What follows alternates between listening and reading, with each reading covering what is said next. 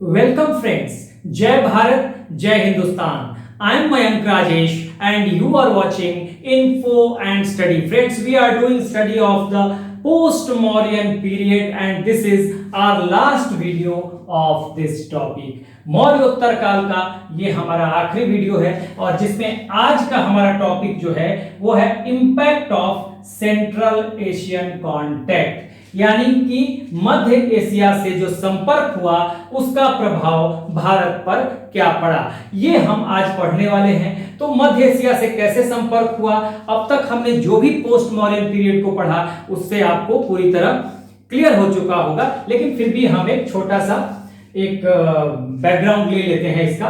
देखिए, हमने मौर्यन पीरियड के बाद बताया था कि जब मौर्यन पीरियड का डाउनफॉल होता है, ठीक है, मौर्यन पीरियड का डाउनफॉल होता है, उसके पतन के बाद देश में मौर्यों के उत्तराधिकारी के रूप में यानी मौर्यों के सक्सेसर के रूप में कुछ देशी ताकतें उभरती हैं और ये देशी ताकतें ये होती हैं सुंग, कान्वा और सातवाहन। सुंग डायनेस्टी यही सेंट्रल इंडिया और नॉर्थ इंडिया में है, ठीक है। यहीं पे इनको हराकर सुंग डायनेस्टी जब खत्म होती है, जब इनका डाउनफॉल होता है, तो कैसे डाउनफॉल होगा, कान्वा जो हैं इनको हराएंगे और फिर कान्वा यहां पर आ जाएंगे।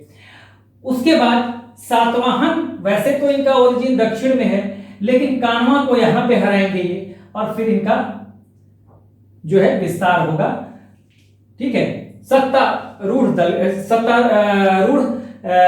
ये वंश के रूप में, ठीक है, सातवाहनों का बेसिकली इनका संबंध तो है, डोमिनेंस इनका साउथ में ही है, लेकिन ये हरा के सत्ता स्थापित करेंगे यहीं से कान्वा को, तो साउथ में होंगे, साउथ में सातवाहनों का डोमिनेंस होगा। लास्ट वीडियो हमने सातवाहनों के बारे में ही पढ़ा था, सातवाहनों को हमने दो पार्ट में पढ़ा, ठीक है। एक बार में हमने रूलर्स को पढ़ा और उसके बाद हमने पढ़ा उनके एडमिनिस्ट्रेशन को, हाँ, और बहुत सारी चीजों को देखा, उनके रिलीजन को, और दूसरे पार्ट में हमने पढ़ा था, तो ये हमने पढ़ लिया। तो ये तो नेटिव सक्सेसर थे, यानी कि देशी ताकतें उभर के आई मौर्यों के डाउनफॉल के बाद। सिमिलरली विदेशी ताकतें भी उभर के आई और वो उत्तर पश्चिम से आई और सेंट्रल एशिया से आई।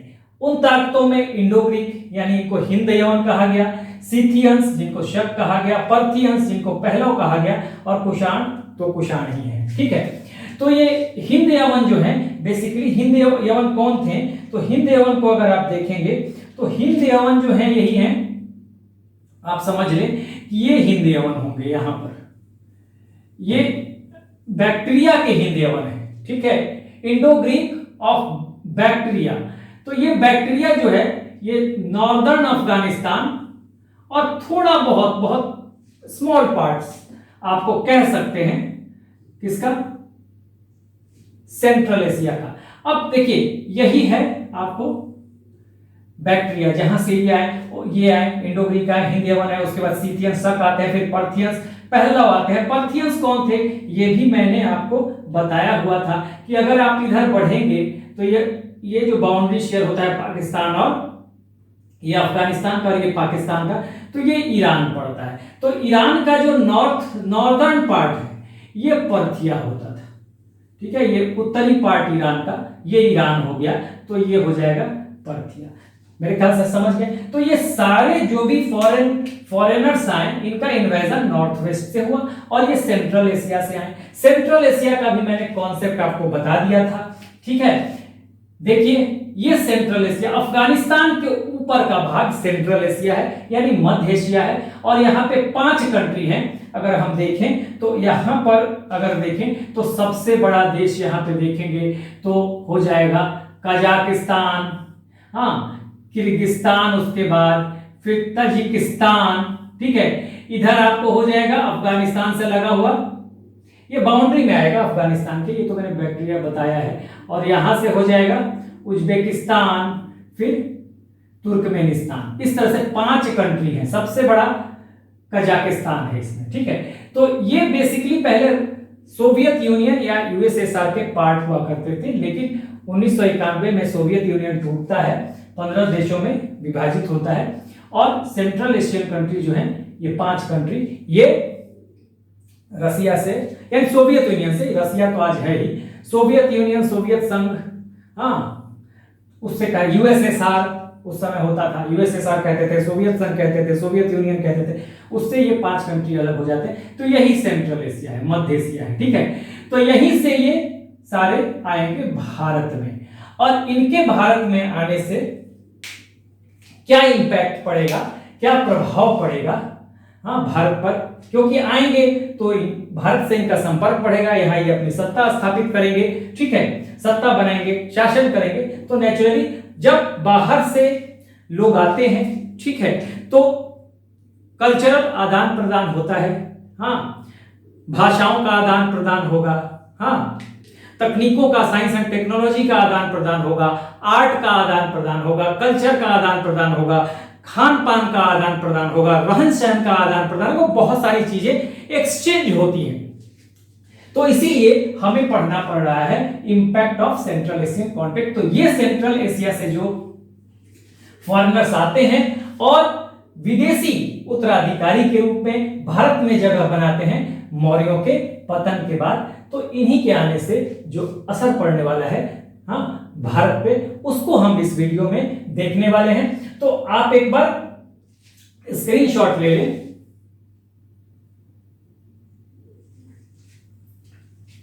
तो चलिए अब हम आगे बढ़ते हैं और जो इंपैक्ट है उसके एक एक पॉइंट को हम डिस्कस करेंगे, ठीक है, एक एक पॉइंट उठाएंगे और उसको हम डिस्कस करते जाएंगे। तो आइए हम आगे बढ़ते हैं।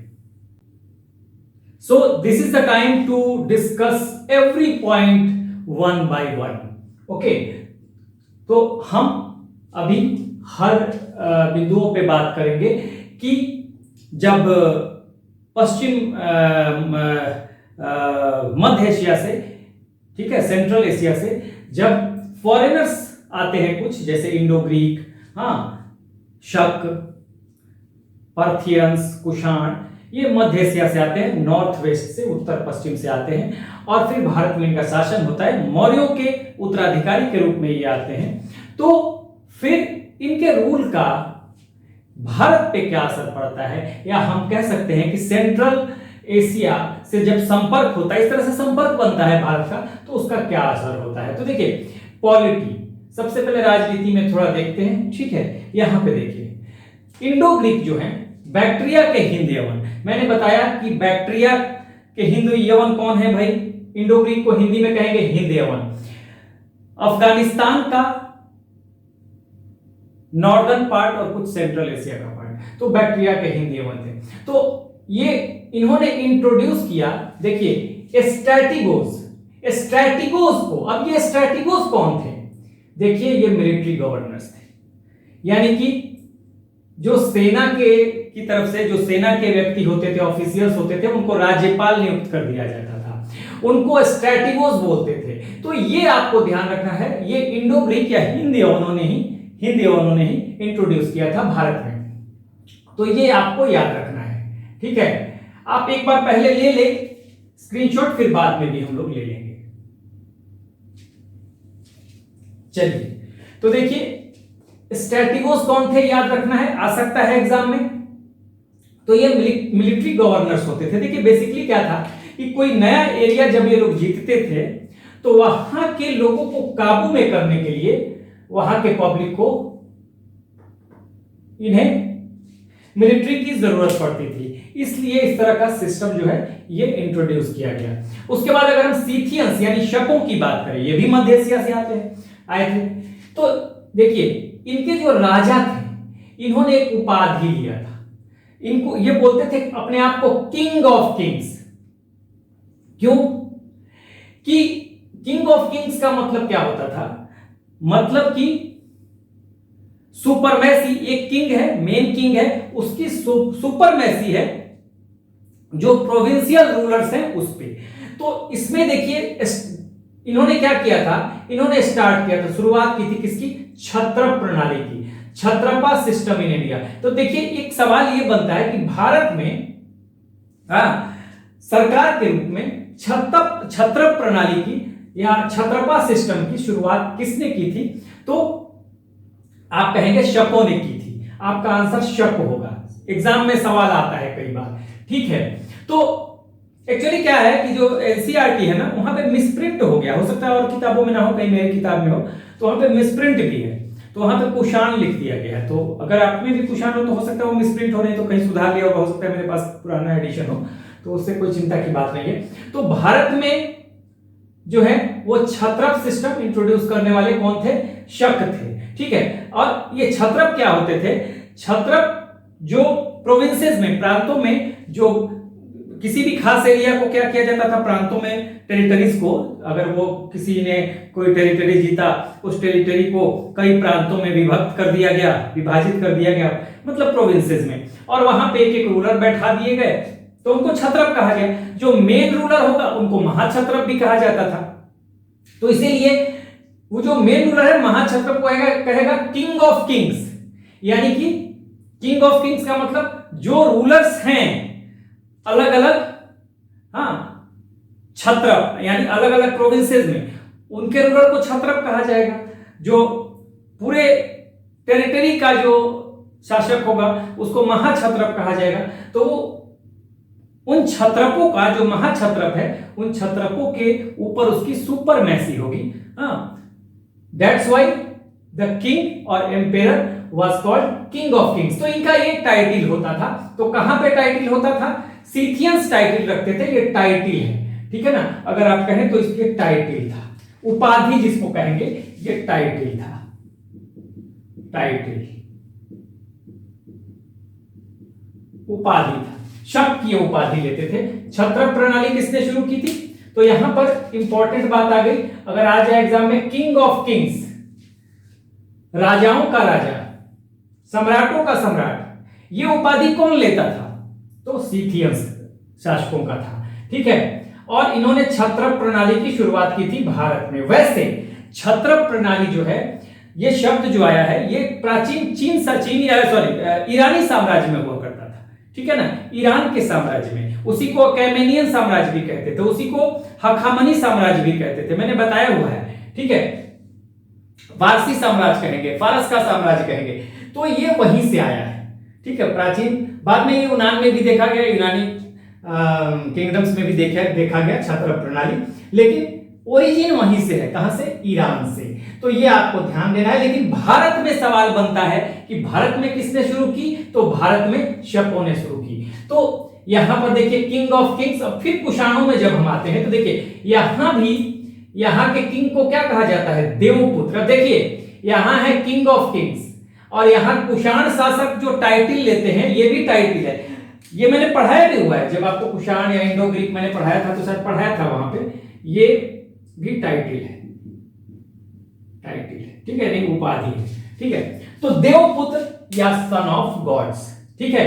तो सीथियंस लेंगे किंग ऑफ किंग्स, और कुषाणों की उपाधि क्या होती थी? देवपुत्र, सन ऑफ गॉड्स। और ये सन ऑफ गॉड्स जो था, ये एडॉप्ट किया गया था चाइना से। वहां जो है चाइना में, हाँ, किंग को, एम्पेरर को कहा जाता था सन ऑफ हीवेन, सन ऑफ हीवेन, वहीं से लिया गया था, ठीक है। तो यहां पे देवपुत्र कहा जाएगा, ये आपको ध्यान रखना है। तो कुषाण शासक कौन सी उपाधि लेते थे? देवपुत्र या सन ऑफ गॉड्स। तो आप देखिएगा कि अगर कुषाणों की अगर हम बात करें, ठीक है, तो कुषाणों में देखिएगा Kanishka, the greatest emperor of Kushana dynasty, ठीक है ना, उसने देवपुत्र की उपाधि ली थी। तो आप देखेंगे यहां पर, आप देखिए कि अगर हम मौर्य साम्राज्य से तुलना करें, अशोक अपने आप को कहता था डियर टू गॉड। मौर्यों से अगर तुलना करें, वहां अशोक क्या कहता है? डियर टू गॉड, देवनाम पिया, हाँ, देवताओं का प्यारा, देवताओं का प्रिय। लेकिन जब शक आते हैं मौर्योत्तर पीरियड में, मौर्यों के उत्तराधिकारी के रूप में, तो वो कहते हैं किंग ऑफ किंग्स की उपाधि लेते हैं। वही कुषाण जो हैं वो देवपुत्र कहते हैं अपने आप को। तो ये थोड़ा थोड़ा डिफरेंस हम लोग को जानना चाहिए, ठीक है, कि क्या क्या डिफरेंस आता गया। और ये तो आप समझ लीजिएगा कि ये देवपुत्र जो है कहां से लिया गया है? तो ये इन्होंने चीन से लिया था, सन ऑफ हेवन, जिसका वहां किंग को क्या बोलते थे? वहां किंग की चीन में जो उपाधि होती थी वो होती थी सन ऑफ हेवन। हेवन मतलब स्वर्ग, हाँ, स्वर्ग का बेटा, सन ऑफ हेवन, ठीक है, तो वो इस तरह का स्वर्ग का पुत्र, तो इस तरह की चीजें आपको पॉलिटी में देखने को मिली थी। तो ये एक असर रहा था कि इस तरह से भारत में इंट्रोड्यूस किया गया। तो कुछ ना कुछ तो देखिए, जब क्या होता है कि जब नए शासन आए, बाहर से लोग आए, तो शासन व्यवस्था भी थोड़ी सी बदलेगी, वो कुछ अपना कल्चर भी लेके आएंगे, वो तो होगा ही, कुछ सांस्कृतिक आदान प्रदान होगा, हाँ, खान पान लोग सीखेंगे एक दूसरे का, एक दूसरे की भाषा सीखेंगे, बोलचाल सीखेंगे, रहन सहन सीखेंगे, वो तो होता है। ठीक है, अगला पॉइंट डिस्कस करते हैं, बेटर कैवेलरी। बेटर कैवेलरी का मतलब घुड़सवारी। देखिए, ये जो शक और कुषाण थे ना, हाँ, शक का मतलब अंग्रेजी में सीथियंस, और कुषाण जो थे ये बेसिकली बहुत अच्छे हॉर्स राइडर थे, ठीक है, एक्सीलेंट हॉर्समैन थे। तो इसलिए इन्होंने इंट्रोड्यूस किया use of riding horse's on a large scale. हाँ, अब यहाँ पे हॉर्स राइडिंग की उन्होंने, हालांकि ऐसा नहीं था कि भारत में नहीं था, लेकिन उतना नहीं था जितना इनके आने के बाद ये शुरू हुआ, हॉर्स राइडिंग, ठीक है। और use of reins and saddle, घोड़े में जो लगाम लगाया जाता है, देखिए ना, घोड़ा पर कोई बैठता है तो वो रस्सी पकड़े रहता है जब वो घोड़ा चलता है, दौड़ता है तो, और बैठने के लिए एक लेदर का सीट लगाया जाता है घोड़े के ऊपर, उसके ऊपर जो घुड़सवार होता है वो बैठता है, तो उसको सैडल कहते हैं। तो ये वहीं से आया, ठीक है, use of reins and saddles, ये आप ध्यान रखिएगा। तो बेटर कैवेलरी यानी घुड़सवारी को भी उन्होंने यहां पे थोड़ा सा एडवांस किया, ठीक है ना। तो ये आपको देखने के लिए मिलेगा कौन, शक और कुषाण, एक्सीलेंट हॉर्समैन थे, उन्होंने हॉर्स राइडिंग को लार्ज स्केल पे इंट्रोड्यूस किया भारत में, और रेन और सैडल वो लेके आए, हाँ, इसका इस्तेमाल उन्होंने करना सिखाया। तो ये चीजें आपको ध्यान देनी पड़ेगी। यहां पे आपको जो पॉलिटी वाला पार्ट है ये बहुत इंपॉर्टेंट है, स्ट्रैटियोस, ये जो टाइटल है राजाओं का, वो आपको ध्यान देना पड़ेगा। अब आते हैं ड्रेसेस पे। देखिए, बाहर से लोग आए तो पहनावे पे भी असर पड़ेगा, ठीक है। तो देखिए, शक और कुषाण, यहां भी हम शक और कुषाण की बात कर रहे थे। शक और कुषाण क्या क्या इंट्रोड्यूस किया शक और कुषाणों ने? एक तो टर्बन, ये पगड़ी, ठीक है, टर्बन इंट्रोड्यूस किया। उसके बाद ट्यूनिक। ट्यूनिक देखिए क्या होता है, ट्यूनिक देखें, आजकल देखेंगे ना लड़कियां जो नीचे तक जो फ्रॉक टाइप पहनती हैं, नीचे तक होता है, उसको फ्रॉक कह ले, ऊपर से यहां से लेकर नीचे तक होता है, घुटने के नीचे तक जाता है, कोई घुटने के थोड़ा नीचे तक जाता है, कोई थोड़ा ज्यादा नीचे तक जाता है, ठीक है, उसको ट्यूनिक कहते हैं, फ्रॉक टाइप होता है, हाँ, लॉन्ग फ्रॉक आप उसको आज के समय के हिसाब से आप ट्यूनिक डालिएगा नेट पे तो आपको दिखाई दे। वैसा ही ट्राउजर्स, पैंट जो होता है आप लोग पहनते हैं, ठीक है। अच्छा, हेवी लॉन्ग कोट भी शकों और कुषाणों का ही इंट्रोड्यूस किया है, ये इंपैक्ट आपको दिख रहा है, हाँ। अच्छा, ये तो स्पेशली कुषाणों और शकों ने किया। बाकी सेंट्रल एशिया का क्या, जो इंडो ग्रीक है, बाकी सबके बारे में अगर कहें, इंडो ग्रीक, कुषाण, शक, ये सब बहुत सारा चीज लेके आए। इंडो ग्रीक भी है, उसमें कुषाण भी है, उसमें आपको पर्थियंस भी है। पर्थिया कहा जाता है किसको? ईरान के नॉर्दर्न पार्ट को कहा जाता था। तो इन्होंने कैप, हेलमेट, बूट, कनिष्क जो था वो नुकीला बूट पहनता था, लॉन्ग वो बूट होता था, और ऐसे वो बूट निकला होता था आगे से, जूते में नोक टाइप निकला होता था, पॉइंटेड होता था। तो ये सब सेंट्रल एशिया से ही आया भारत में, ठीक है। उसके बाद हम कंस्ट्रक्शन, स्ट्रक्चर देखें। स्ट्रक्चर, इसको आप कह सकते हैं कंस्ट्रक्शन भी आप कह सकते हैं। तो यहाँ फ्लोरिंग, फर्श जो होता था ना, फ्लोरिंग की जाती थी, तो फ्लोरिंग में बर्ट ब्रिक का इस्तेमाल ये करते थे, ठीक है। फ्लोरिंग में बर्ट ब्रिक का इस्तेमाल होने लगा इनके समय, ठीक है।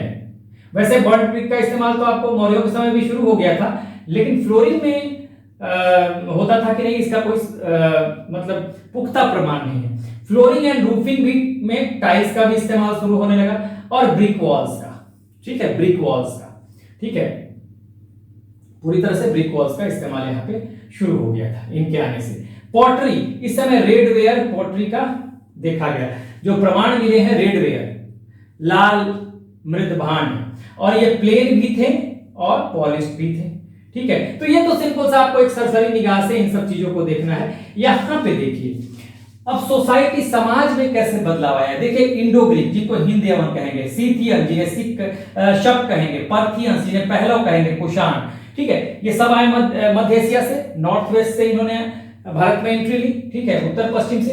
तो भारत में आए तो ये एक लड़ाके के तौर पे आए, धीरे धीरे ये अपने आप को इंडियनाइज करते गए।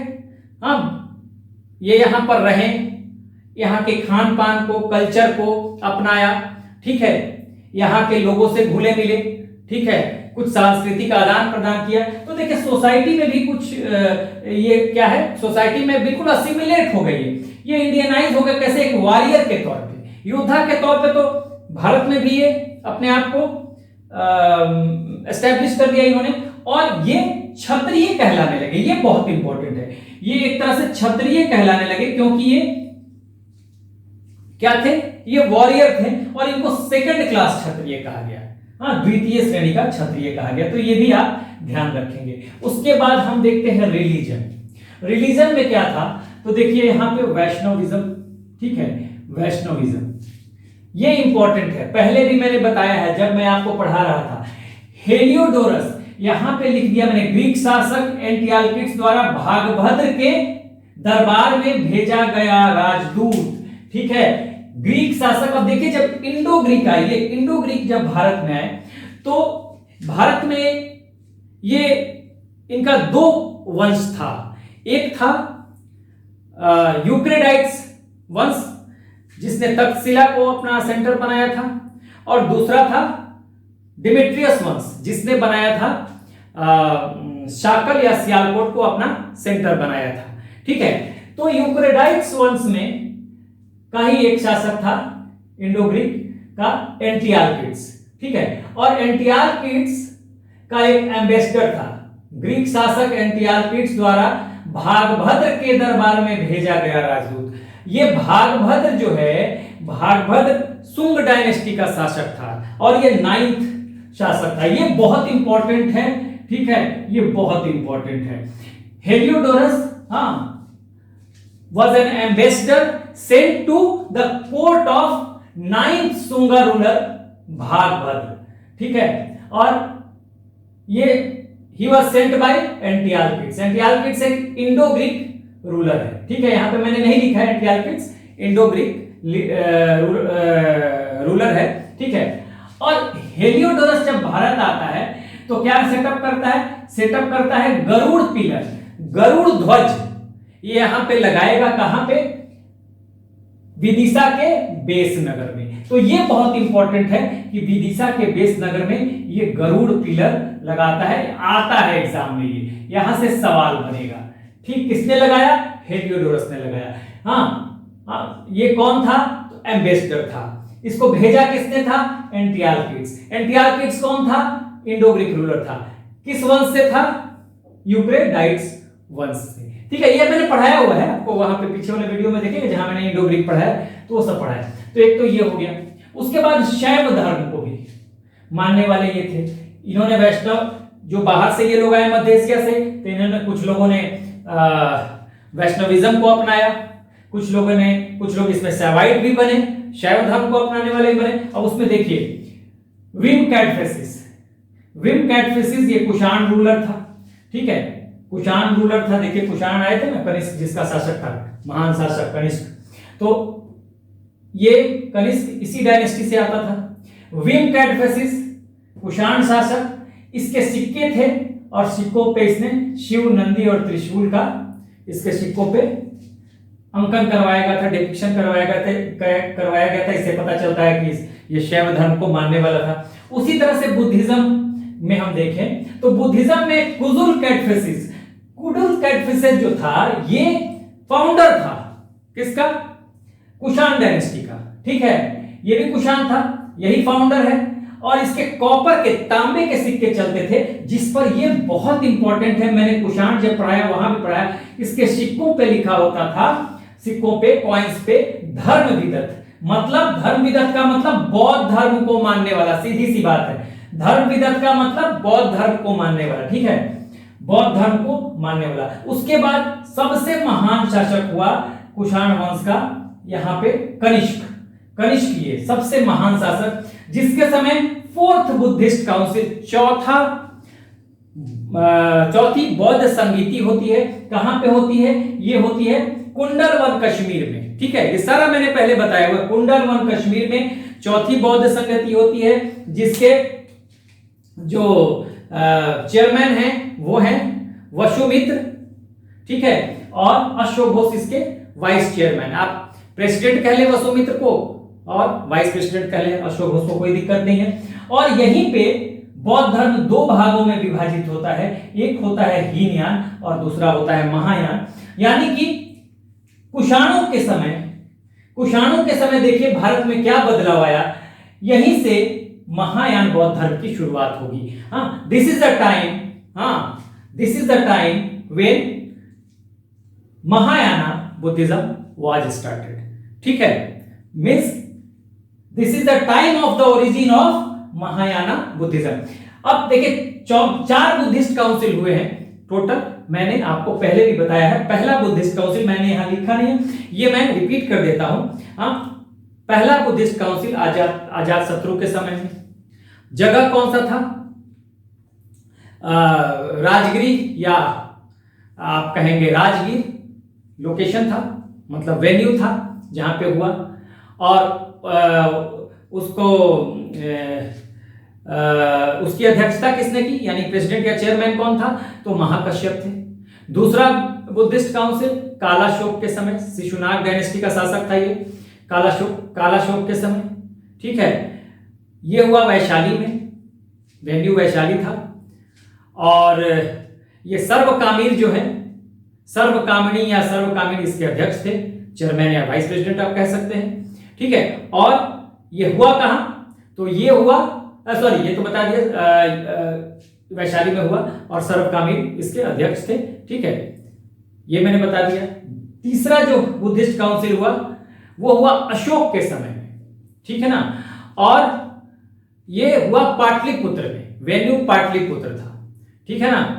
और इसकी अध्यक्षता की किसने? मोगलीपुत्र तिष्य ने। और चौथा बुद्धिस्ट काउंसिल कुषाण शासक कनिष्क के समय में होता है, जिसकी अध्यक्षता करेंगे कौन? वसुमित्र, और इसमें वाइस प्रेसिडेंट भी होंगे अशोक घोष। यहां पे जो मेजर डिसीजन ये हुआ था कि बुद्धिस्ट काउंसिल को हिंदी में कहेंगे बौद्ध संगीति, चौथी बौद्ध संगीति, यानी कि यहां पे डिवाइड हो गया हीनयान और महायान में। बुद्धिज्म जब मैं पढ़ा रहा था तो हीनयान और महायान का मैंने अंतर भी बताया था, डिटेल भी बताया था, फिर भी एक बार मैं बोल देता हूं हीनयान और महायान में क्या डिफरेंस था। देखिए, ये जो लोग बाहर से आए, सबसे पहले समझ लीजिए, हीनयानी ओरिजिनल टीचिंग्स को मानते हैं बौद्ध महात्मा बुद्ध के, जबकि महायानी जो हैं वो बदले हुए स्वरूप में महात्मा बुद्ध के टीचिंग को फॉलो करते हैं। यानी इनको आप ऑर्थोडॉक्स कह सकते हैं, इनको आप लिबरल कह सकते हैं, क्योंकि ये बदले हुए स्वरूप को मानते हैं। जब ये फॉरेनर्स आते हैं, चाहे वो इंडो ग्रीक आए, जिसमें मिनांडर ने अपनाया, मिनांडर भी यहां आएगा, इंडो ग्रीक, इसने भी अपनाया था बौद्ध धर्म को, तो चाहे हिंद यवन जिसको कहेंगे, मिनांडर इंडो ग्रीक शासक था, तो चाहे ये मिनांडर हो या कोई इंडो ग्रीक हो या कुषाण हो, जिन्होंने भी बौद्ध धर्म को अपनाया, तो ये बाहर से आए। तो देखिए इनका खान पान अलग था, ये नॉन वेजिटेरियन फूड भी ये उसका सेवन करते थे, ठीक है ना, नॉन वेज भी खाते थे, यानी कि मांसाहारी भी थे। तो यहां पे देखा गया कि चलो भाई, मांस खाने वाले भी लोग बौद्ध धर्म को फॉलो कर सकते हैं, बदले हुए स्वरूप जो है बदल गया, ठीक है। तो वैसे लोग महायानी कहेंगे, यानी कि बिल्कुल ओरिजिनल टीचिंग्स जो है उस पे नहीं रहे। हीनयान का मतलब यह है कि हीनयान में ओरिजिनल टीचिंग्स है, ये लोग महात्मा बुद्ध के ओरिजिनल टीचिंग्स को फॉलो करते हैं, ये बदले हुए स्वरूप के साथ भी, क्योंकि ये फॉरेनर्स हैं, इनका रहन सहन खान पान अलग है। अब ओरिजिनल टीचिंग्स में कहा जाएगा कि भाई अहिंसा पे चलना है आपको, यानी नॉन वेज की इजाजत नहीं है, लेकिन ये कहते हैं कि चलो भाई हम अपने हिसाब से कुछ चेंज कर लेते हैं और उसको अपना लेते हैं। हीनयान कहते हैं कि महात्मा बुद्ध जो थे वो एक महान पुरुष थे, देवता नहीं थे, लेकिन महायानी कहते हैं कि देवता थे, गॉड थे। अगर ये देवता नहीं थे, एक सिर्फ महान पुरुष थे, तो इंसान की पूजा नहीं होती, तो इंसान का इनकारनेशन नहीं होता, मतलब अवतार नहीं होता। इसलिए ये महात्मा बुद्ध के अवतार में बिलीव नहीं करते हैं, ये अवतार में बिलीव करते हैं। तभी ये अवतार में बिलीव करते हैं, तो ये मूर्ति पूजा के विरोधी थे। अब जो सबसे शुरुआती दौर का बुद्धिज्म देखिएगा तो उसमें मूर्ति पूजा की इजाजत नहीं थी, लेकिन बाद में इन्होंने क्या किया, मूर्ति पूजा शुरू हो गई। ठीक है, महायानी मूर्ति पूजा करने लगे, क्योंकि तो कहते हैं कि देवता है तो देवताओं की मूर्ति बनाई जाती है, पूजा की जाती है, तो ये मूर्ति पूजा यानी आइडल वर्शिप होने लगा। यहाँ पे आइडल वर्शिप नहीं है, ये पूरा एक बेसिक डिफरेंस है, ये पूरा मैंने बताया हुआ है। आप हीनयान महायान करके मैंने टॉपिक भी बनाया हुआ है, तो पूरा उसमें आपको मिल जाएगा, ठीक है। बाकी बेसिक मैंने यहाँ पे बता दिया। और इसी समय चूंकि यही समय वो समय है कुषाणों का समय, जबकि महायान आता है, और यही आपको आगे मैं बताऊंगा कि गांधार आर्ट की शुरुआत हो जाएगी, यानी कि बुद्ध की मूर्तियां बननी शुरू हो जाएगी गांधार आर्ट में। तो ये इन्हीं का इंपैक्ट है, ठीक है, ये महायान का ही इंपैक्ट है एक तरह से देखा जाए तो, इसी समय शुरू होगा, ठीक है।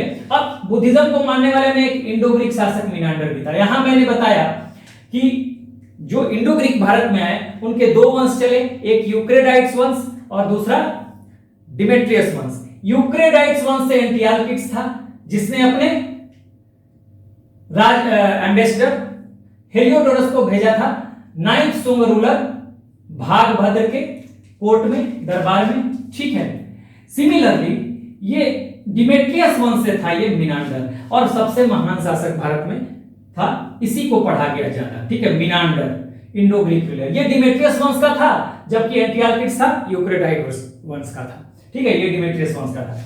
अब इसके बारे में इंफॉर्मेशन कहां से मिलती है कि ये बौद्ध हो गया था? मिलिंद पन्हो एक किताब है, और मिलिंद पन्हो ये जो बुक है इसके राइटर कौन है? नागसेन है। देखिए ध्यान दीजिएगा, नागसेन। और मिलिंद पन्हो का मतलब देखिए, मीनांडर को ही कहते हैं मिलिंद, मिलिंदा या मिलिंद। अब देखिए मिलिंद तो मिलिंद हो गया, पन्हो का मतलब क्वेश्चन, यानी क्वेश्चन ऑफ मिलिंदा, ठीक है, मिलिंद का प्रश्न जो है यही मिलिंद पन्हो में है। ये क्वेश्चन आंसर फॉर्मेट में है, जिसमें ये जो मीनांडर है वो नागसेन जो बुद्धिस्ट मॉन्क है इनसे सवाल पूछता है, ठीक है, और वो उसका जवाब देते हैं। बाद में इनके जवाब से ये मिलिंद जो है बहुत ज्यादा सेटिस्फाइड होता है, संतुष्ट होता है, और बहुत ज्यादा कन्विंस होता है बौद्ध धर्म को लेके, और फिर ये बौद्ध धर्म ग्रहण कर लेता है। इसके बारे में भी मैंने पूरा मिलिंद पन्हो के बारे में ये बता दिया था। तो यहां से सवाल बनेंगे, देखिए अब यहां से जो हमने पढ़ा स्ट्रैटिगोस, इसको आपको जानना है कि मिलिट्री गवर्नर होते थे ये इंडो ग्रीक के समय, हिंद यवनों के समय, इन्होंने इंट्रोड्यूस किया। ये टाइटल आप जरूर देखेंगे, किंग ऑफ किंग्स जो था वो सीथियंस का था, ठीक है। जबकि छत्र प्रणाली किसने इंट्रोड्यूस किया भारत में? तो सीथियंस ने किया, शको ने किया। जबकि ये आता है, इसका ओरिजिन कहां से है? तो ईरान से है, अकेमेनियन साम्राज्य, अकेमेनियन एम्पायर, ठीक है, ये ध्यान दीजिएगा। कुषाणों के समय यही टाइटल हो जाता है सन ऑफ गॉड्स का, कनिष्क ने सन ऑफ गॉड्स की टाइटल अपनाई थी, ठीक है।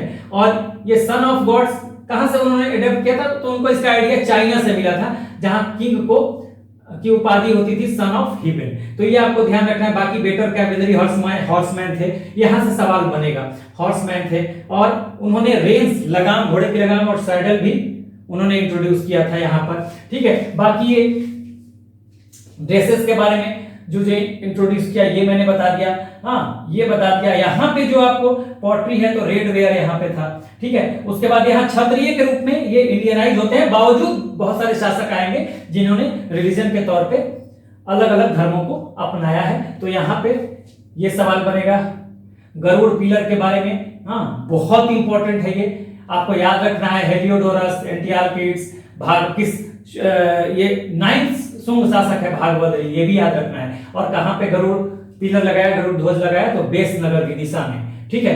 और शिवाइट भी कुछ लोग थे, जिसमें कुषाण शासक भीमा कैटफेसिस, इसके सिक्कों पे मिलेगा शिवनंदु त्रिशूल का ये डिपिक्शन मिलेगा, अंकन मिलेगा, ठीक है, भीमा कैटफेसिस, ये आपको ध्यान देना है। उसके बाद बुद्धिज्म आ गया, जिसमें फिर कुषाण शासक है, कौन? कुजुल कैटफेसिस। इसने कॉपर के कॉइन चलाए थे, और कॉपर के कॉइन पे लिखा हुआ था धर्म विदत, जिसका मतलब होता है, ये आ जाता है एग्जाम में, धर्म विदत किसके सिक्कों पे पाया गया?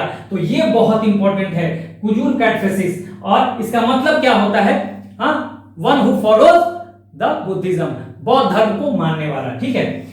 कनिष्क सबसे महान शासक, चौथी बुद्धिस्ट काउंसिल, और इसमें क्या हुआ? हीनयान महायान में बुद्धिज्म बढ़ता है, और यही महायान की यहीं से शुरुआत भी होती है, ठीक है। कनिष्क के समय से मीनांडर जो था इंडो ग्रीक हिंद यवन शासक, उसने भी बौद्ध धर्म को अपनाया, और इस बात का पता चलता है। ये बहुत ही इंपॉर्टेंट किताब है, कई बार मिलिंद पन्हो के बारे में सवाल आता है, जिसमें मिलिंद जो है नागसेन से सवाल करता है, क्वेश्चन आंसर फॉर्मेट में ये है पूरा मिलिंदपन हो, जिसमें मिलिंद सवाल करता है, नागसेन से, नागसेन जवाब देता है, फिर मिलिंद जो है यानी मिनेंडर जो है ये संतुष्ट होता है और फिर ये बौद्ध धर्म ग्रहण कर लेता है। राइटर भी नागसेन है, ठीक है। नागसेन का एक और नाम नागार्जुन भी है, तो वो भी ध्यान रखिएगा। तो आप जो जो इंपॉर्टेंट मैंने बताया है उसको ध्यान रखना है। कई जगह पे पीछे भी मैंने इन सब चीजों को बताया है, लेकिन कई चीजें पीछे नहीं थी क्योंकि इंपैक्ट के रूप में वहां दिखाना था, तो इन सब चीजों को आपको देखना पड़ेगा। एक बार आप स्क्रीनशॉट ले।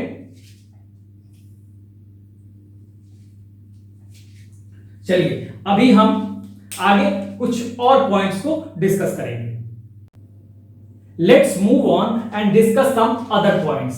So we will discuss first literature, यानी साहित्य को हम अभी डिस्कस करेंगे। तो देखिए साहित्य की जहां तक बात है तो हमने जब शकु को पढ़ा था तो उस समय रुद्रदामन को भी पढ़ा था, ठीक है, जिनका जूनागढ़ अभिलेख है, जूनागढ़ इंस्क्रिप्शन है, ठीक है। ये काठियावाड़ में है, गुजरात में। देखिए यही वाला क्षेत्र है, आप इसे सौराष्ट्र कह लें या गुजरात कह लें, यही काठियावाड़ वाला क्षेत्र है, ठीक है। यही रुद्रदामन का जूनागढ़ इंस्क्रिप्शन है, हाँ, जिसमें सुदर्शन झील की भी चर्चा है। इसमें यह भी चर्चा है कि चंद्रगुप्त मौर्य ने सुदर्शन झील बनवाया था। बाद में इसमें अशोक की भी चर्चा है, रुद्रदामन की भी चर्चा है, ठीक है। तो इसमें उस जो सुदर्शन लेक है उसके रिपेयरिंग की बार बार चर्चा की गई है, तो वो मैंने पढ़ा दिया है आपको पहले, ठीक है।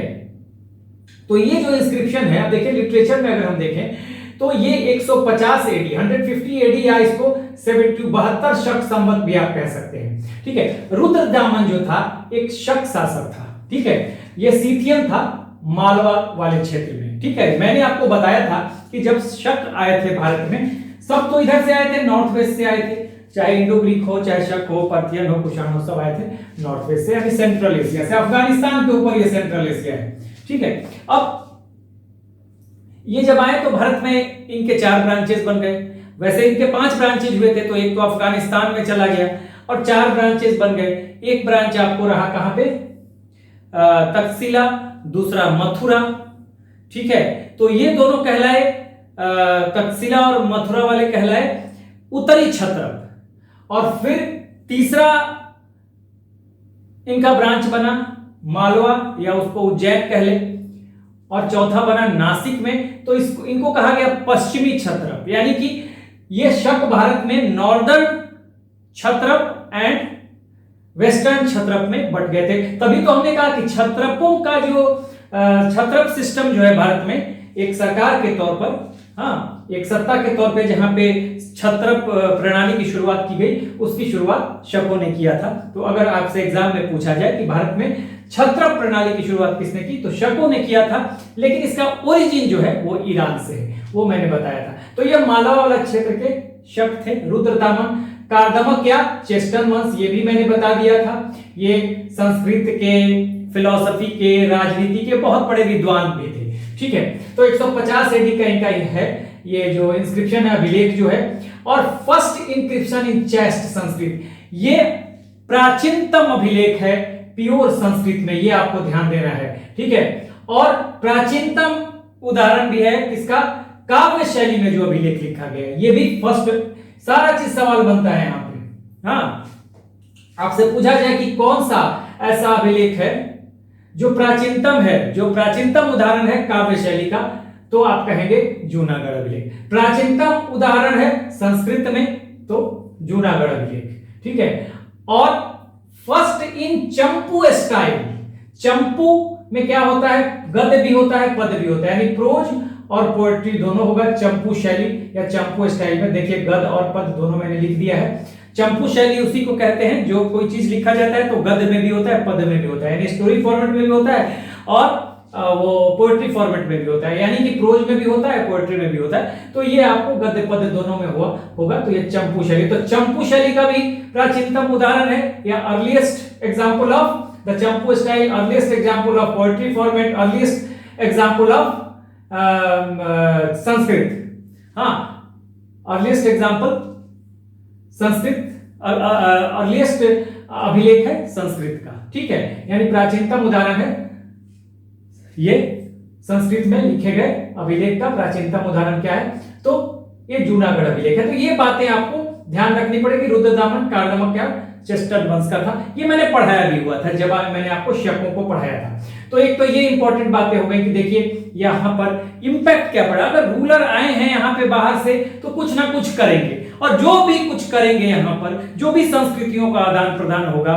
कल्चर का आदान प्रदान होगा, जो कुछ हमसे वो ले जाएंगे, जो चीज वो हमको देंगे, ठीक है, तो वो सब चीजें क्या होता है, कल्चरल एक्सचेंज है, वही इंपैक्ट है, वही तो प्रभाव है। अब देखिए, अब बुक्स भी, लिटरेचर यानी साहित्य की बात हम करें तो लिटरेचर पर पहला तो हमने ये देख लिया। हाँ, इसमें सुदर्शन लेख की चर्चा है रुद्रदामन के जूनागढ़ अभिलेख में, ठीक है, सुदर्शन लेख की चर्चा है, ये हमने पहले बताया हुआ है। उसके बाद अश्वघोष ने कुछ किताबें लिखी इस दौरान। बुद्ध चरित्र, ये बायोग्राफी है, ठीक है, बायोग्राफी है महात्मा बुद्ध की, ठीक है। बायोग्राफी का मतलब उनका जीवनी है। सरितपुत्र प्रकरण, सौंदरानंद सूत्रालंकार, ये अश्वघोष ने लिखा है, आपको ध्यान देना पड़ेगा, ठीक है, और ये संस्कृत में लिखा गया है। ये अश्वघोष जो थे राज कवि थे, या आप कहें कोर्ट पोएट थे, किसके, कनिष्क के, और कनिष्क कौन थे, ये कुषाण शासक थे। तो ये बातें आपको लिटरेचर में देखिए क्या इंपैक्ट है मध्य एशिया का, हाँ, मध्य एशिया से संपर्क का, ठीक है। उसके बाद थिएटर में क्या कंट्रीब्यूशन है, देखिए ड्रेचमा ग्रीक का एक वर्ड है, ड्रेचमा, उसी से वर्ड बन गया ड्रामा। ड्रेचमा एक ग्रीक वर्ड है, उसी से बन गया ड्रामा। यवनिका, देखिए कर्टेन को कहते हैं नाटकों में, हाँ, कर्टेन का, पर्दे का इस्तेमाल किया जाता है, तो वो कर्टेन या पर्दा जो है उसको यवनिका कहा जाता है। तो यवनिका जो शब्द आया वो ग्रीक से आया, यूनानियों ने ही हमें दिया। कैसे, इसलिए कि यवन कहते हैं, क्योंकि ये कर्टेन जो होता आता था ना उस समय आता था ये ग्रीक से, यूनान से, और चूंकि हिंदी में हम कहते हैं ग्रीक को क्या, यवन, इसलिए इसको यवनिका कह दिया गया। तो ये आपको ध्यान रखना पड़ेगा। ये शब्द जो है वो कुछ शब्द ये आए हैं ग्रीक से, तो ये इंडो ग्रीक के आने का प्रभाव है भारत में। देखिए मैंने बहुत सारी चीजें पढ़ाई हुई है आपको, लेकिन अलग अलग जगहों पे पढ़ाई हुई है। अब ये जो इंपैक्ट है आपको एक जगह पे हो गया, बहुत सारी चीजें नहीं भी पढ़ाई हुई है। जब पहले पढ़ाई है मैंने सेंट्रल एशियन रूलर्स को, इंडो ग्रीक को, शकों को, हाँ, और पर्थियंस को और कुषाणों को, तो बहुत सारी चीजें अलग अलग है, बहुत सारी चीजें एक जगह बताने वाली होती है, तो वो सारी चीजें अब यहाँ पे इंक्लूड हो गई है, ठीक है। उसके बाद आप देखिए साइंस एंड टेक्नोलॉजी में, देखिए इंडो ग्रीक, एस्ट्रोलॉजी, ज्योतिष इन्होंने हमें सिखाया। गार्गी संहिता में कहा भी गया है कि भारत जो है भारत जो है यूनानियों का ऋणी है ज्योतिष के क्षेत्र में, ठीक है। वैसे ही ये गार्गी संहिता में कहा गया। वाराहमिहिर ने कहा है कि चूंकि यूनानी ज्योतिष के जानकार इसके वंदनीय हैं, they are worshipable because they are the scholars of astrology, ये वाराहमिहिर ने कहा है, मैंने लिखवाया हुआ है पहले आपको ये सब चीजें। कैलेंडर, उन्होंने कैलेंडर दिया हमें। सप्ताह में 7 दिन जो होते हैं, 7 days इन वीक, ये यूनान से ही आया है। ग्रहों के नाम भी कहा जाता है यूनान से ही है। इन्होंने हमें कॉइन बनाना सिखाया, सिक्के बनाने सिखाया। अदरवाइज पहले क्या होता था, इनके पहले इंडो ग्रीक के आने के पहले पंचमार्क कॉइन होता था। मैंने बताया था पंचमार्क कॉइन क्या होता है। पंचमार्क कॉइन मैंने बताया था पीट कर, पंच कर करके बनाया जाता है किसी मेटल पे, खासकर सिल्वर के होते थे ज्यादातर, तो उनको पीट के बना दिया जाता है, उस पर कोई तस्वीर उकेर दी जाती है, तो वो पंचमार्क, लेकिन वो रेगुलर शेप में नहीं होता है, ठीक है, वो इरेगुलर शेप में होता है। चौकोर भी हो सकता है, हाँ, और ट्रायंगुलर भी हो सकता है, ट्रायंगुलर हो सकता है, रेक्टेंगुलर हो सकता है, स्क्वायर में हो सकता है, कैसा भी हो सकता है, राउंड हो सकता है, उसका कोई रेगुलर शेप नहीं। तो बाद में इन्होंने रेगुलर शेप दिया होगा, ठीक है, और इन्होंने सिक्के बनाने सिखाए थे हमें, मेकिंग कॉइन्स, ये सब चीजें आपको जानना पड़ेगा। अब ट्रेड की बात कर लेते हैं। देखिए सिल्क रूट पर किसानों का कंट्रोल था, कुषाणों का कंट्रोल था, ठीक है। और कहा जाता है कनिष्क का साम्राज्य तो पहला कहा जाता है कि अंतरराष्ट्रीय साम्राज्य था, यानी कि इंटरनेशनल एम्पायर था, क्योंकि चाइना में भी उसका, चाइना के भी कुछ क्षेत्र पे उसका कंट्रोल था, ठीक है। अब सिल्क रूट पर इसका कैसे कंट्रोल था, देखिए सिल्क रूट जो स्टार्ट होता था वो चाइना से होता था, यहां मैंने लिखा हुआ है, देखिए चाइना से, ठीक है, एक चीज देखिए, ये चाइना से स्टार्ट होगा तो ये पूरब से स्टार्ट हो रहा है, ईस्ट से, और ये वेस्ट की तरफ जाएगा। तो एक रूट ऐसे जाता था, फिर अफगानिस्तान से होते हुए भी ऐसे जाएगा। एक रूट कहा जाता है यहीं से निकलेगा और ये सिंध होता हुआ और ये रेड सी से निकल जाएगा या पर्शियन गल्फ से निकल जाएगा। तो ये तीन रास्ते थे, एक भारत से भी है। ये जो है 47 के पहले तो ये पाकिस्तान भी भारत का हिस्सा था। तो ये जो देखिए ये पूरा कनिष्क का साम्राज्य था ये, और कनिष्क का जब ये पूरा भारत में साम्राज्य था तो इस रूट पे, इस जो ये रूट है, इस सारे रूट पे, सिल्क रूट पे किसका अधिकार था? कनिष्क का, कनिष्क का। तो कनिष्क के समय व्यापार ये सिल्क रूट पे कंट्रोल था। एक तो इसको पैसा भी मिलता होगा, जो भी इसके क्षेत्र में जो रूट पड़ रहा है, जो रास्ते पड़ रहे हैं सिल्क रूट का, वहां से जो गुजरता होगा वो तो एक तो टैक्स भी देता होगा इसको, और प्लस जब भारत का व्यापार इस क्षेत्र से हुआ होगा, ठीक है, होता भी था उस समय, वेस्ट से ये यूरोप में चला जाता था सामान इधर से। सिल्क रूट इसलिए नाम पड़ा क्योंकि चाइना को ही उस समय रेशम बनाने का यानी सिल्क बनाने का टेक्निक पता था, तो ये सामान भी दूसरी जगह से खरीदता था तो उसके बदले रेशम दे देता था, ठीक है। इसका नाम सिल्क रूट पड़ गया, ठीक है। इस रूट का नाम चाइना से शुरू होता था, ये चाइना है, चाइना, इंडिया, पाकिस्तान, अफगानिस्तान। तो इस तरह से आप देखेंगे कि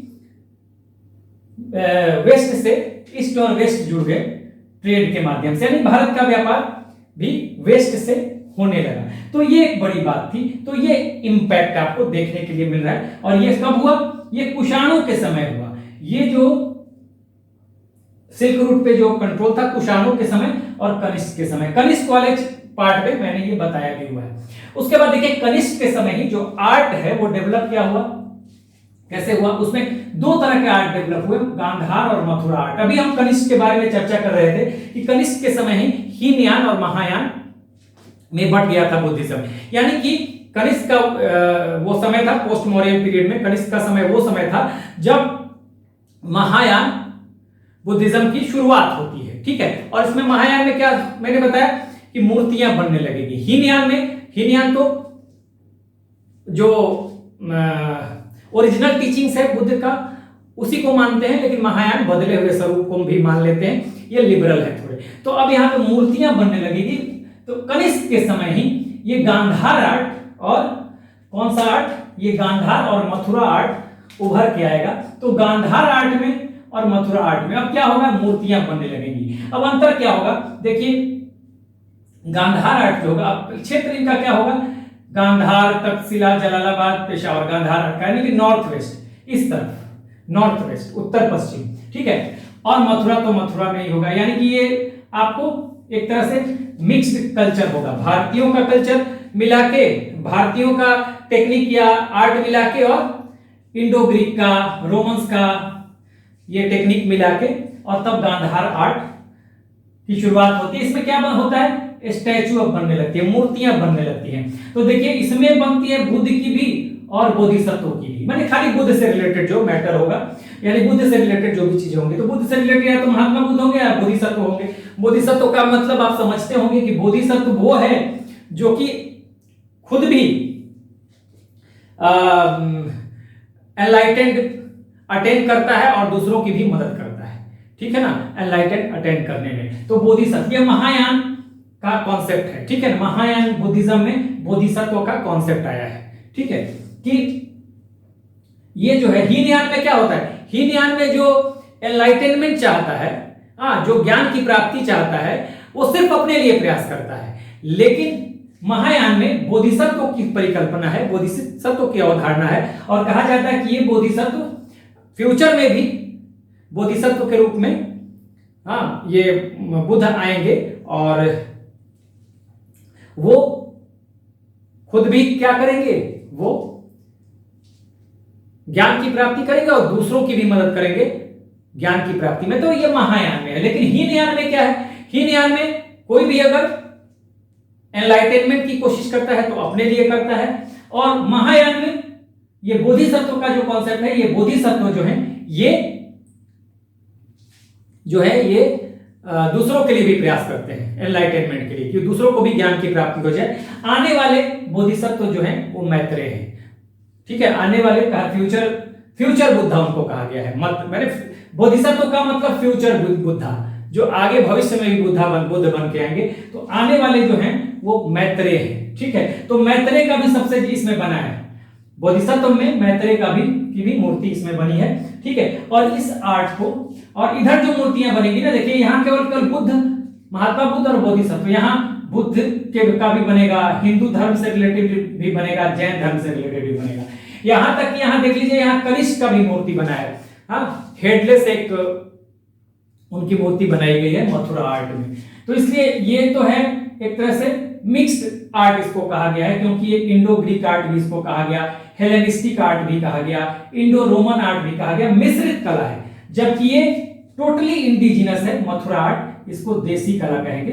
तो इसके बारे में मैंने कनिष्क वाले पार्ट में भी बताया था। तो देखिए यहाँ पर यह है कि कुछ प्रभाव भी मिलेगा, यूनानी देवताओं का भी प्रभाव मिलेगा बुद्ध की मूर्तियों पर। अपोलो देवता का, यूनान के देवता हैं, गॉड है अपोलो, उनका भी प्रभाव मिलेगा बुद्ध की मूर्तियों पे। ठीक है, यहाँ पे तो ये सब चीजें हैं। गांधार और मथुरा आर्ट में यही अंतर है। ठीक है, यहाँ हिंदुओं का की भी मूर्ति बनेगी, हिंदू देवी देवताओं के भी, बुद्ध का भी बनेगा, महावीर स्वामी का भी बनेगा, यानी जैन लोगों का भी बनेगा यहाँ पे मूर्ति। लेकिन यहाँ पे सिर्फ बुद्ध और बोधिसत्व। ये मिश्रित आर्ट है, ग्रीक यूनानियों का असर है इस पे, इंडो ग्रीक के मिक्स कल्चर से, इंडिया और यूनान के मिक्स कल्चर से, हाँ, मिश्रित टेक्निक से कह सकते हैं, कल्चर नहीं, टेक्निक, तकनीक से। जब टेक्निक दोनों का तकनीक जब मिक्स हुआ तो वहां से ये गांधार आर्ट निकल के आया। तो ये हमें पढ़ना था। आप एग्जामिनेशन पॉइंट ऑफ व्यू से जूनागढ़ अभिलेख को अच्छे से देखेंगे, कहीं से भी इसमें सवाल बन जाएगा। ये किसका है? रुद्रदामन का है, शक शासक था। और किस वंश का था ये? तो कार्दमक चेस्टन वंश। ठीक है, किस स्टाइल में है? चंपू स्टाइल में है। चंपू स्टाइल क्या होता है ध्यान रखिएगा। प्राचीनतम उदाहरण पोएट्री फॉर्मेट का है अभिलेख जो है, हाँ, ठीक है। अर्लीस्ट स्पेसिमेन इन काव्य स्टाइल, हाँ, ये जो इंस्क्रिप्शन है। और प्राचीनतम उदाहरण है ये संस्कृत में भी लिखे गए अभिलेख का, ठीक है, इंस्क्रिप्शन का। तो ये सब चीजें आपको ध्यान रखनी है। ब्राह्मणी स्क्रिप्ट में है। अशोक घोष की किस किताबें हैं, तो ये आपको ध्यान में रखनी है। अशोक घोष ने, अशोक घोष कौन था? ये वाइस प्रेसिडेंट भी था, यानी ये उपाध्यक्ष भी था चौथे बुद्धिस्ट काउंसिल में, जो कि कनिष्क के समय हुआ था। ठीक है, और अशोक घोष राजकवि था, कोर्ट पोएट था कनिष्क का, जो कि कुषाण शासक था, ग्रेटेस्ट कुषाण रूलर, ठीक है, इन इंडिया। और ये सारी किताबें जो हैं, बुद्ध चरित्र, ठीक है, बुद्ध चरित्र, सरितपुत्र प्रकरण, सौंदर्यानंद, सूत्रालंकार, ये सब संस्कृत में लिखा गया। ये आपको इससे सवाल बनेगा, ठीक है, इससे भी सवाल बन सकता है। यौनिका कहां से लिया गया है? तो ग्रीक वर्ड है एक तरह से, और कर्टेन के लिए यूज होता है ड्रेचमा। हाँ, ये सब चीज इससे आ सकता है कि सप्ताह के 7 दिन, हाँ, जो है वो उनका ओरिजिन कहाँ से है, तो आप बता सकते हैं। एस्ट्रोलॉजी कहाँ से सीखा भारतीयों ने? तो ग्रीक से सीखा, यूनानियों से। तो ये सब चीजें यहाँ पर बनेगी। तो ये बता ही थी, और गांधार आर्ट से भी मैंने सब कुछ बता दिया। तो इस तरह से देखिए, चाहे तो एक बार आप स्क्रीनशॉट ले लें। तो इस तरह से इस पूरे वीडियो में हमने सेंट्रल एशिया से, यानी मध्य एशिया से जो कांटेक्ट हुआ भारतीयों का, उसका क्या असर भारत पे हुआ, इसको हमने देखा। और इस तरह से आज का वीडियो जो है, ये पोस्ट मॉडर्न पीरियड का आखिरी वीडियो था। इसके बाद हम इन कर जाएंगे कहां पे? हम इन करेंगे गुप्ता पीरियड में, गुप्ता पीरियड। उसके बाद हर्षवर्धन और एंशिएंट हिस्ट्री हमारा यहाँ पे खत्म हो जाएगा, ठीक है। हालांकि उसमें 2-3 टॉपिक अभी है साउथ इंडियन हिस्ट्री का, तो वो हम उसको तो अलग से देखना है, लेकिन अगर देखा जाएगा तो मेन जो एंशिएंट हिस्ट्री है यहाँ पे खत्म हो जाएगा, ठीक है। So this is the end of the video. Do like, share and subscribe. Keep smiling, take care, जय हिंद।